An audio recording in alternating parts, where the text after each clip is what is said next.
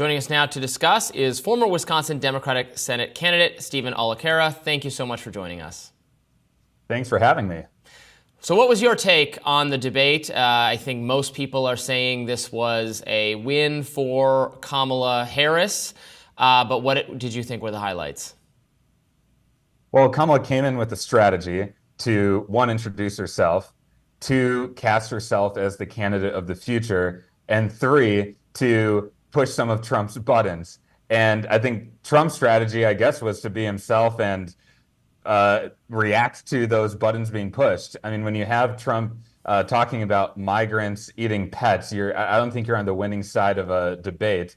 So I think Kamala executed that strategy extremely well. I don't think she had a perfect debate. I think that some swing voters might have been looking for more substance from her on issues like, in the first question, the economy. Are we better off 4 years ago today as we were 4 years ago? I think the answer is an easy yes, although we're still facing some challenges around costs and inflation. So she didn't answer that directly, but the bottom line is I think she comes away with an edge from this debate. She clearly won, and I think Trump was fumbling around and clearly didn't have a strategy.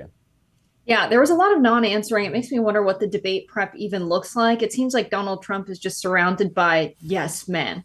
He probably went back in the room and talked to his team and was like, but you said bring up how student loan forgiveness was struck down in the courts. And they were like, yeah, but not when you're being asked about blocking the border bill. Every answer was seemingly an evasion. And I think that played to Kamala Harris's hand in this debate room. She talked about, economic policy plans. Trump said he has concepts of a plan. There were a lot of key moments that drew attention. I don't want the Taylor Swift endorsement to take away from that. So let's talk about that first. What were the standout moments for you? Yeah, well, I think first, when you talk about, for example, climate change or Roe v. Wade, those are all issues that Kamala is going to be the winner on. She represents a view that the majority of people have. I think she did pretty well on foreign policy, but I do think that, again, I think about who's actually doing work here to not just fire up their base, but also attract swing voters.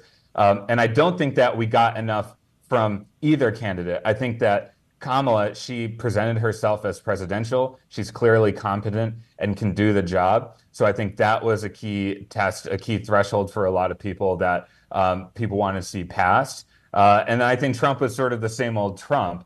And so I think that Trump could have done a lot better on inflation, talking about the economy, which generally have been issues that he's done better on. But again, he just didn't have that strategy. And when Kamala came in talking about you've been fired by X millions of voters, I encourage voters to go to your rallies because they're boring. She's asking for Trump to take that bait, and he absolutely took it hook, line, and sinker. And so I think people come away from this feeling like, all right, Kamala is a competent one. Trump is sort of spinning his wheels in a right-wing echo chamber. Of course, conservatives were very unhappy with the moderation in this debate. It seemed like Donald Trump had to go up against not just Kamala Harris, but three people at various points. He was fact-checked in real time. She was never fact-checked in real time.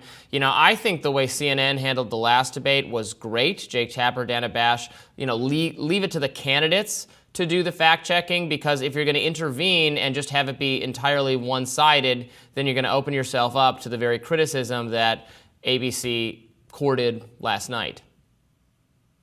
Yeah, I would agree with that, Robbie, because you're right. The candidates have the responsibility to be fact-checking the other candidates. And I think when debate moderators get into that, although I do think they were factual in their fact checks, you play a game that you kind of can't win, which is you have to think about how you can be balanced. And it wasn't like both candidates were flawless from a factual perspective. And so I think it has the effect of a lot of people on the political right feeling like the debate was unfair to them. The debate moderators were out to get them. And I think that's damaging and it's not helpful. So I agree with you. The candidates have the responsibility to do the fact checking. We should talk about Israel. How do you think she handled that question? Donald Trump said Israel won't exist if Kamala Harris is elected. She spoke a little bit about a path forward, not just saying we need a two-state solution. She did say she believes Palestinians have a right to self-determination and freedom. There was only one question on the subject. It really is a vulnerability for her. Why do you think there was only one question, and how do you think she handled it? Well, I think one reason why I think there's only one question, even though it probably deserves more attention, is that this might be the only debate of the cycle. So I think the moderators were trying to get to a lot of different questions. I think that Kamala clearly is trying to strike a balance where she wants to say that Israel has a right to defend itself, and at the same time, she's saying it matters how, and that too many people have died on Palestinian side. I think that she stated her positions, but I don't think that she laid out a strategy of how she's going to do them. And I don't know if she said how she's going to do things differently than President Biden. I do think that she certainly had a more nuanced perspective and a more thoughtful perspective than President Trump, who's just a blunder and didn't really have too much to say about the topic other than Israel is over under a Kamala Harris presidency. So I think that, Kamala is trying to do some work on the progressive base in her party as well as the moderate base in her party. And I think she tried to strike the balance. I don't know if she did anything further than what President Biden is suggesting right now. And I think there's some foreign policy voters, people who really pay attention to this issue, who probably didn't get as much as what they're looking for. But I think she came into this with the do no harm principle, and she definitely accomplished that. She is the sitting vice president. She's been a part of the administration, and there's widespread dissatisfaction among the American people on the economy and on immigration in particular.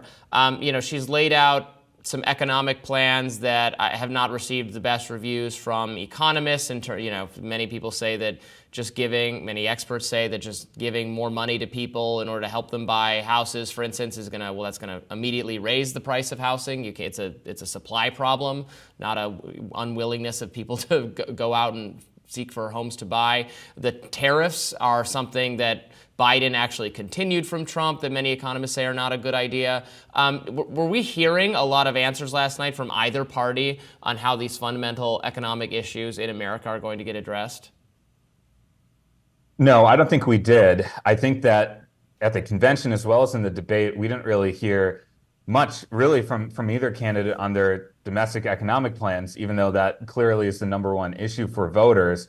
I think that Kamala came in with this idea that people need to know who she is, where she comes from, middle class background, and that her judgment and her values are on their side. And I do think she did a decent to good job of that. I do think that she really indexed highly on her her family background and that she knows what it's like to be part of the middle class.